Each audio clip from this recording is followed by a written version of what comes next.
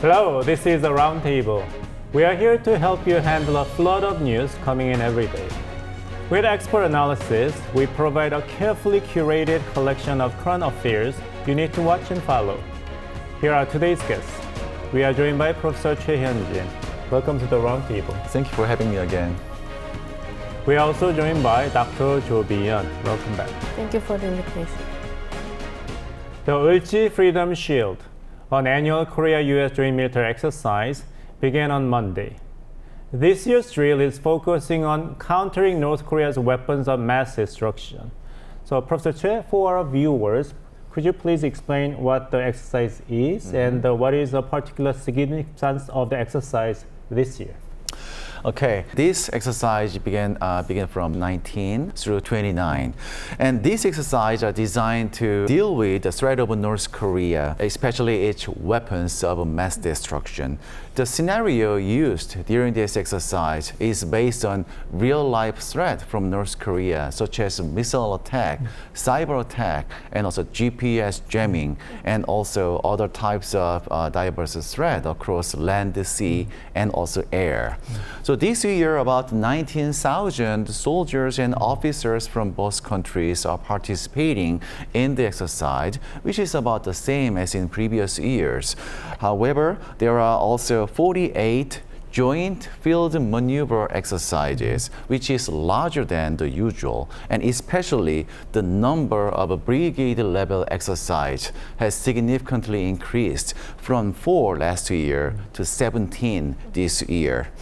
And these exercises include the combined amphibious landing operation and also integrated firepower exercises. And the goal of UFS drill is to improve how well our forces work together in real situation and also show our strong capability and also readiness of our KUS alliance to carry out joint military operations. I see. Dr. Jo, South Korea has maintained that South Korea has no intentions to start a war on the Korean Peninsula. Then why does South Korea prepare the exercise anti-nuclear war drill? I think all of those changes have to do with ongoing changes in the threat environment. We have seen North Korea embarking on a new nuclear law that legitimizes that they will do preemptive and automatic nuclear use in case of attack. Since then, North Korea has really focused on operationalizing their tactical nukes, and they launched training exercises, and also with the announcement of the Two Korea policy, North Korea is really working on dividing the borderlines again by installing the mines. And we also saw the trash balloons coming down from the north. So this kind of threat environment really pushes South Korea and US to change how they will respond to these developments. If I should name some of the developments, first of all, South Korea US's tailored deterrence strategy, TDS, that was revised last year for the first time in the 10 years with the purpose of reflecting the changes of North Korea's nuclear missile threats. And the second one is, I should mention, under the Nuclear Consultative Group, South Korea and US, they agreed on the RK-US nuclear deterrence and nuclear operation joint guidelines. And last but not least, South Korea will be launching its own strategic command end of this year. So what South Korea and US have been doing are really trying to meet North Korea's coercive tactics, especially in the backdrop of Russia and North Korea's mutual defense treaty. To summarize that, it's just the minimal self-defensive measures taken by South Korea and the United States, right? Right. This is the first joint military exercise between South Korea and the United States since they announced a joint statement on guidelines for nuclear deterrence and nuclear operations on the Korean Peninsula. So it was predicted that the Ulchi Freedom Shield exercise would include a joint nuclear operation there. But the two allies reportedly have no plans for it. So, Professor Choi, this is a little bit confusing to me. That the Korean side announced that the exercise is based upon the scenario of a nuclear attack from North Korea, God forbid. But the US force in South Korea denies that there is not part of this year's exercise scenario, and there is no joint nuclear operation drill. Yes, it is indeed confusing. As Dr. Zhou mentioned, there was a guideline for nuclear deterrence and nuclear operation between the two countries. And this guideline was announced on July 11 this year. And there is a major part of this guideline, which is called Conventional and Nuclear Integration, or CNI. And this means that the South Korea will help support U.S. nuclear operation. So even though U.S. nuclear weapons are not physically in South Korea. So this includes South Korea provide things like a delivery system or other operational support for American nuclear capability. For this reason, it was naturally expected that a joint nuclear operation training would be included in this year's UFS drill, but it didn't happen. But there are some reasons. The first reason is the concept of CNI include some potential nuclear counterattack by the United States and South Korea. And exercising this counterattack scenario could escalate tensions in the Korean Peninsula. And also the second reason is these guidelines were only finalized about a month ago. So this means that there's no enough time to prepare or coordinate a nuclear exercise between the two countries. In addition, the concept of CNI itself is a bit unclear today in terms of how it works and also what it exactly involves, its limitation as well. So because of these uncertainties, more time and careful planning are required before conducting joint nuclear operations training based on the concept of a CNI. I see. Dr. Would you like to add something to these aspects of the joint military exercise this year?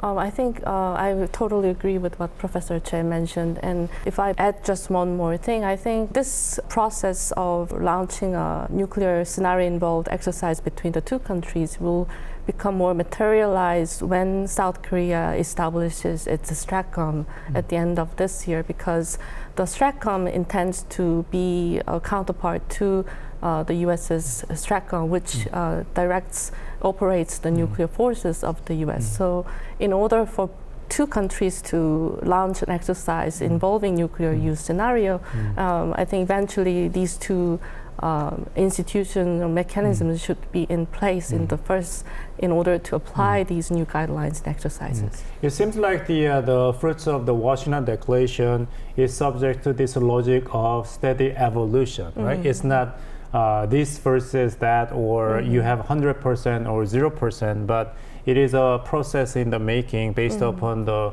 strong consensus made between the two leadership of South Korea and the United States, right? North Korea has condemned South Korea-US joint military exercises as rehearsals for war against it. So South Korea's chairman of Joint Chief of Staff, Kim Myung-soo, stressed North Korea will likely make provocations blaming the Ulchi Freedom Shield. So, Professor Che, is it certain that North Korea is going to make provocation in response to the Ulchi Freedom Shield exercise? Yes, I think it is a likely scenario. So, as usual, North Korea has criticized the nuclear guideline, calling them as dangerous behavior, and harshly condemned what it sees as provocative actions by the United States and South Korea. And also, North Korea has warned that if this year's UFS drill were to include nuclear counterattack scenario, the consequences could be disastrous. So given this stance from North Korea, it is possible that the Pyongyang might use a joint military drill as an opportunity or pretext to carry out its own provocative actions. So for example, North Korea might conduct a nuclear test or launch an intercontinental ballistic missile over Japan, and then blame the United States and South Korea for escalating tensions on the Korean Peninsula. In addition, there could be other kinds of provocative action. For example, releasing trash balloons that are contaminated with some chemical or biological agents. So I believe our military and the government should be fully prepared for this potential provocation by North Korea right after the end of UFS drill. But Dr. Joe, it defies my reason because I don't think this is a time for North Korean leadership and its people to focus on making numerous provocations. North Korean national economy is suffering dearly, in addition to the natural disasters because of the flood in the Yalu River area. So what is the logic of thinking on the part of North Korea? I think despite all the difficulties, still North Korea's strategy is driven internally and externally. Externally, I think with their announcement of this two Korea policy, I think this is really connected to consolidating their status as a nuclear weapons state because since the announcement of the two Korea policy, North Korea has worked on reinstallation from the mines to really dividing the borderlines of the two Koreas. By installing this multiple tells across the borders, it I think reflects on North Korea's will to make their status as consolidated as they could do. And internally driven objective, I think if we look at Kim Jong-un's recent speeches when he visited the flood damaged sites, what he mentioned was that their adversary is exploiting this natural disaster situation to harm their regime and their national coherence. So I think the internal message here is that in order to use this as opportunity to consolidate their own people despite all these natural disasters for Kim Jong-un, it is necessary to continue this kind of provocative actions. And last but not least, this is just a speculation, but I think there is something has to do with North Korea and Russia relations recently. I think they are strategically investing in this, developing this idea of strategic simultaneity. So despite the natural disasters that we saw Kim Jong-un and his close aide visiting Russia recently, and so this continuation of their external relations reflect that North Korea needs this kind of provocative actions to push their objectives. How much should we be concerned about the deployment of the 250 strategic and ballistic missile launchers close to GMZ? I think we have to focus on two things. Number one is the firepower itself. The 250 tells are equivalent to about, to the calculation, 1,000 ballistic missile shots at once that they could launch. Right. It's a significant amount. And second thing, I think we have to look at the underlying message here. Because with the installation of the TELs, what Kim Jong-un has been emphasizing is that the so-called close-range ballistic missiles are installed. And these close-range ballistic missiles are known to have a range of shorter than the short-range ballistic missiles, which is about 300 kilometers. What Kim Jong-un is saying right now with their close range, that's about 110 kilometers. If we look at the case like India or Pakistan, one of their justification for their nuclear power was that they would limit the range of the nuclear weapons to their own region. And I think North Korea, Kim Jong-un may be touching on this justification case from those two countries. So firepower and as well as North Korea is becoming a de facto nuclear state. These are the two key threats that we should focus. This year's UFS shows that South Korean military and the USFK are not going to conduct a joint nuclear operational drill. This means that both allies still have a lot of homework to do in order to complete the basic agreements made in the Washington Declaration. Let's change the topic. A dessert from the Middle East is now creating a new food sensation in Korea. Our team went out and looked at how popular the Middle Eastern sweet is.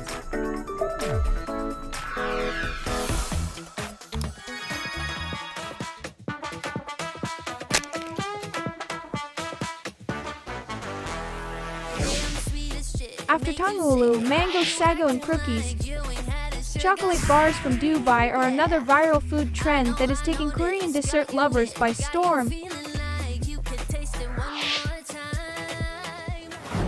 The Dubai chocolate craze began spreading when an Arab Emirates-based popular social media influencer posted a video of herself biting into a slab of the super chunky chocolate bar. The video has been viewed more than 50 million times now. Filled with pistachio cream and kutefi pastry dough, the chocolate creates a distinctive taste. Fried kutefi pastry adds a delightful crunch while grain pistachio paste gives a color to the dark chocolate. Produced by Fix Desert Chocolater based in that chocolate is priced at about $18. Even there, only a limited amount is sold at a fixed time. But it is sold out quickly, so getting one is almost an impossible mission. Those who cannot go there have begun making the treat themselves. A YouTube channel posted a video of how to make the sweet at home, attracting 5 million views. 이제 피스타치오 스프레드에 카다이프를 넣고 섞어서 초콜릿 안에 채워주면 되는데요. 이게 왜 두바이 초콜릿인지 알 것 같아요. 재료가 겁나 비싸. 특히 피스타치오 스프레드. 제가 코 찔찔 흘리면서 입에서 녹지도 않는 문방구 초콜릿 먹고 있는 동안 두바이 분들은 이렇게 맛있는 초콜릿을 드시고 계셨던 거예요? 확실히 피스타치오 스프레드가 잔뜩 들어가서 뭐랄까? 사치스러운 맛이 안 날까요? Coffee shops and bakeries create their own versions of the chocolate, introducing new but familiar products, such as Dubai chocolate cookie, macaroon, and financier cake. The domestic convenience store industry is scrambling to ride on the buzz for that treat. A convenience store chain released a Dubai-style chocolate.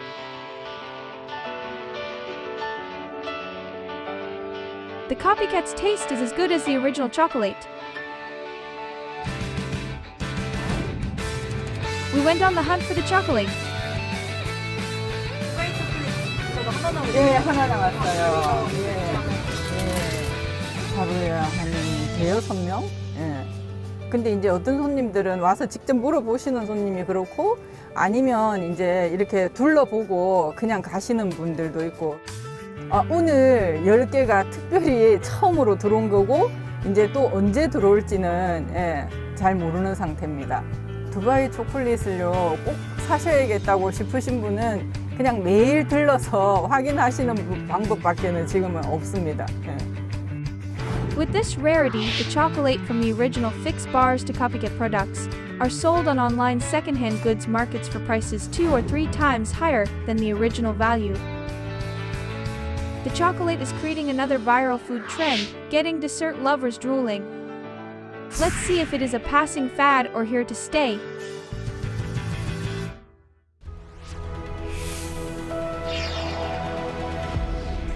So have you ever tried the Dubai chocolate yourself? Actually, not yet.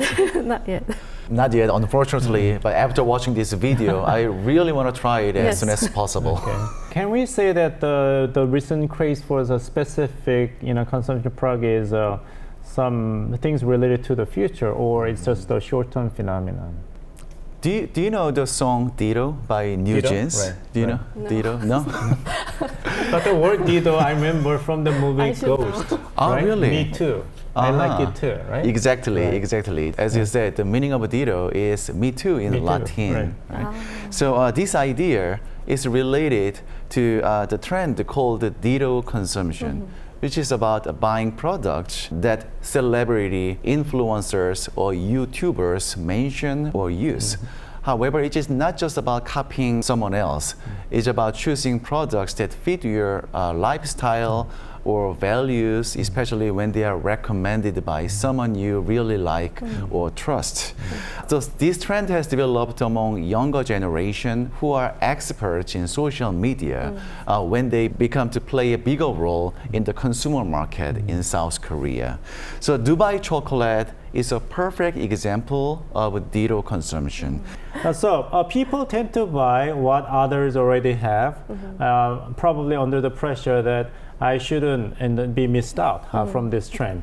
It is called the consumption pattern of the mimicry or the copycat consumption. Dr. Jo, do you think the new trend is just a repetition of the same trend, the mimicry or the copy consumption, or Ditto consumption is a different phenomenon? I think it's a little bit different. I think, as Professor Che mentioned, the people who are doing Ditto consumption are very conscious of who they are watching. So they are more selective in what they're watching and what they buy in afterwards. So the being selective, I think that's one difference. And the other thing, platform-wise, I think Ditto consumers are utilizing more wide variety of platforms, Instagram, YouTube, TikToks, and all this kind of SNS, which lead them to direct linkages to make their purchases.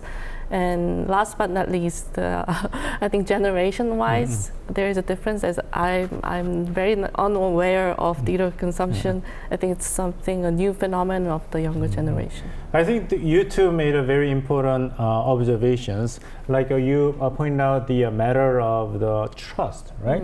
And it's a reflection of who you are, not just the simple consumption of popular goods, but it is an extension of who you are or who you want to be as a person. And Dr. Jo, you mentioned that it is a very selective process, not just blind following it's what's so popular in the market, but you exercise your own discretion.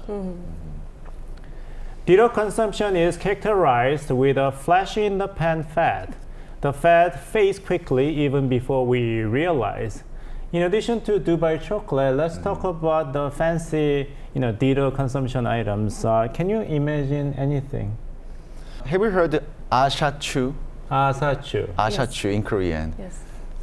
Yes. Yes, I think you belong to the same generation. What is asachu? I have not tried it, but on the cafe, this is a new menu where you add iced tea With the espresso shot. Espresso shot. Yeah, Right? exactly. So, Ashachu is short for iced tea shachuga in Korean. Oh, okay, right? all right. So this is iced tea that combines fruit flavor iced tea such as lemon or peach with the espresso shot. I So see. as Dr. Jo mentioned, is now one of the regular items in cafes such as Baekdabang and Idia. Oh, okay. Right? My Ditto item I can think of representing older generation is honey butter chip, Yes. right? Which was popular 9-10 years ago. Yes. Ditto consumption is a shopping pattern common among younger generations. So naturally, companies and businesses employ marketing strategies targeting them. Professor Jay, what are the specific marketing strategies employed by these companies? Let me give you just one example. This is a hunger marketing strategy. And this is a technique to increase demand for a specific product by artificially limiting its supply. So in other words, companies release only a small amount of a product, even though they could produce much more. So this approach creates a sense of urgency and also shortage. And this sense makes the product more appealing to people. So the main goal of this marketing strategy is to make people buy quickly out of a fear that they might not be able to get the product if they wait too long, right? And this strategy works especially well with the younger people who are active on social media and follow the latest trends and also influencers. And when these influencers show these precious products on their social media, it generates excitement and also rush to buy them. So that's why this marketing strategy is also closely related to Ditto consumption, as I said earlier. So hunger marketing is based on the desires of young consumers to belong to exclusive group and also own a unique item. It's not just owning the pleasure of having the item, but it's a pleasure of owning the process of Right. pursuing and owning the item. Right? Exactly. That's clever. A few years ago, there was a craze for bread named after a popular character in an animation series. Only a limited amount of the bread hit the market, achieving a huge success. Consumers were on an obsessive hunt for certain snacks and beers that were in short supply. I'm wondering if these food trends and marketing are always good for consumers. There must be some negative aspects of this phenomenon. Right. I think one negative aspect is that it may crowd out diversity because it directs consumers' attention to few number of products, and so other products would kind of go away from the scene. And the second one, I think Professor Che mentioned about the hunger marketing. I think people are becoming more exposed to this very fast purchases, so their consumption patterns are not positively affected. And I think because the products are short-lived, I think trend is more valued over quality. And if you have a constant product that outlives the brand history, the product tends to be of good quality. But now, with the short-term purchases, we would focus less on the quality of the products. Maybe that is why we see less and less high school students wearing the long padding instead of the half-size padding, Yes. right? Always a new trend, right? Yes. Psychologists will say that you are a happy person when you hold the control over your own life and possess the power of choice. Hero consumption is a good addition to our lives if it helps enrich our choices. This is all for today. We'll be back next week with more latest issues. Professors, thank you so much for so many interesting insights and analysis. Thank you very much. Thanks for watching and goodbye.